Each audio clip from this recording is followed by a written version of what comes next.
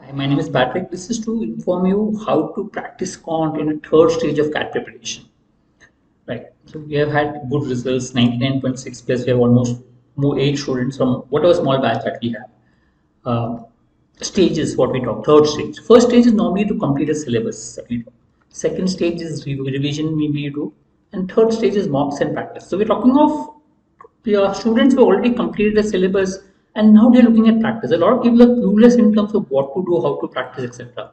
And because they're clueless, they pick up any books and start preparing. Actually, books are not a great source of preparation because books, the focus is concept, whereas what comes in the examination is application. Secondly, books are topic-wise questions, whereas when you go for the exam, it is mixed questions.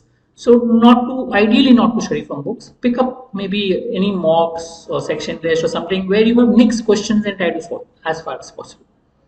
So how to solve? What is important in the third stage? Let's try to look at the goals in the third stage.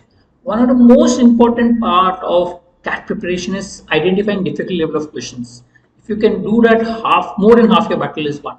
The biggest problem with a lot of students in the exam is they end up wasting a lot of time on difficult questions, not giving enough time for easy questions, and in the end, they're not able to solve enough questions in the exam. If you're able to identify difficult level of questions in a short span of time, that will help you save a lot of time and ensure that you get enough marks. There are easy questions in the exam, there are difficult level questions in the exam. You need to be able to identify what is easy, what is tough. Avoid thinking based on topic wise. Try to figure out what is easy for you, what is tough for you. Have a method. We'll come up with a video in terms of how to decide on difficult level of the questions. But yes, so second goal is maybe getting better methods. Now, if I really want to score more, I need to solve a current question in lesser time. So if I can score it in lesser time, I'll get more time to solve more questions. Methods are a good way to solve questions in lesser time. So getting better methods is the second goal. Third is whatever methods that you study, you have to reinforce those methods by using. Because normally people go to various videos and learn methods, but because they don't practice those methods, it is not reinforced and they're not able to use it in the exam.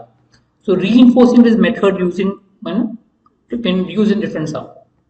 And practicing different type of questions. I mean, the idea is to practice different type of questions, different areas of questions. So practice. That's one more goal as such. Now, how to practice? Now, this is a step-by-step process. You take 5 to 10 questions at a time, depending on how much time you plan to study in one sitting. So let's say I take 5 questions or 10 questions at a time, and ideally it should be mixed questions, maybe from many mocks or from section tests to pick up that. Ideally, go to all the questions approximately 15 seconds per question. So if you're looking at 5 questions, it will take you around 1 minute, 15 seconds or 1.5 minutes.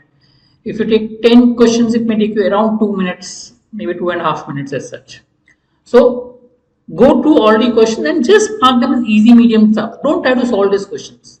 Just read and mark them as easy, medium or tough. That's it. Now once you finish that, in the second round, go through each question again now. Okay. And try to solve it without pen. The reason for solving without pen is, unfortunately, we are so used to our old methods that if you start using pen, you automatically will start using older methods. If you really want to study new methods, you need to try to solve it without pen. I mean, force yourself to think that new method the moment you see the sum. Okay. Also, when you try to do without method, automatically you will tend to get better methods because you are forced to solve it with better methods using options, substituting values, etc. So my normal recommendation is at least for 2 minutes try to use it. There's some questions like geometry and some case where you need to draw the figure. Draw. There's no harm in drawing. There's no harm in writing numbers. But don't form equations and doing about solving the sum. That is no. Avoid that as far as possible. So try to solve for 2 minutes without pen. It will help or force you to solve, get better methods as far as possible. If you're not able to solve, then take 4 minutes approximately and solve it with pen. Take a pen, take your time and try to solve. You've already gone to the sum, so you understand what the sum is all about. Take 4 minutes and try to solve with pen. If you still don't get after 4 minutes, then look at the solution to see if there's a good method mentioned in the solution. Even if you get a solution, go look at the solution mentioned out there. See the method is good. What is the method used? Is it better in your method? If not, then stick to your method, etc. A question should take maximum 10 minutes. And once you've taken that time, go back and check whether whatever you marked earlier as easy, medium, tough, was it really easy, medium, tough? I mean, was the marking correct or not? If it was not, then check why did you go wrong. Because understand one of the most important parameters in the exam is to identify difficult level of questions. So see if your marking system is proper. Are you able to identify easy questions, difficult questions? If yes, good. Okay, and if you get a good method, then note it down in a book to try to apply to different kind of sums. So make a separate book.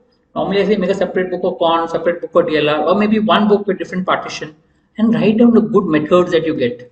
Okay, note it down in the book, see which question was it, so you can apply that same method. A method is good only if you can apply it to multiple sums. One formula which can be used only in one sum is useless. I'll come again more videos on that respect later. So this is what you can do in terms of practice. I mean, if you can do maybe in a day 3 or 4 sessions of like this, I think that should suffice in terms of preparation. Key is, I think, identifying questions and learning new methods. If you can do these two, it will help. We do have courses on CAT and the other entrance exam, GMAT, IPMAT, PIVAT. Interested, you can contact us. We'll come up with more videos that will help you with regards to preparation. Thank you.